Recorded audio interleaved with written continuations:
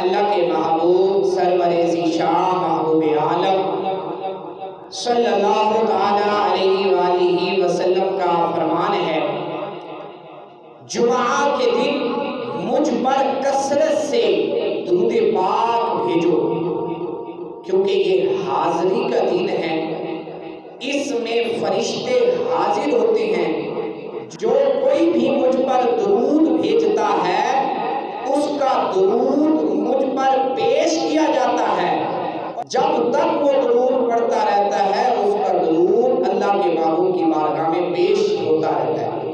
اور حضرت ابو درداء نے عرض کیا، کیا وصال کے بعد بھی؟ نبی پاک صلی اللہ علیہ وسلم نے فرمایا ہاں، وصال کے بعد بھی بے شک اللہ نے زمین پر انبیاء کرام کے جسموں کو کھانا حرام فرما دیا ہے، لہذا اللہ کے نبی زندہ ہیں اور انہیں رزق دیا جاتا ہے۔ کتنی پیاری حدیث ہے۔ اللہ تعالیٰ ہمیں بھی نبی پاک صلی اللہ علیہ وسلم پر درود و سلام پڑھنے کی توفیق عطا فرمائے۔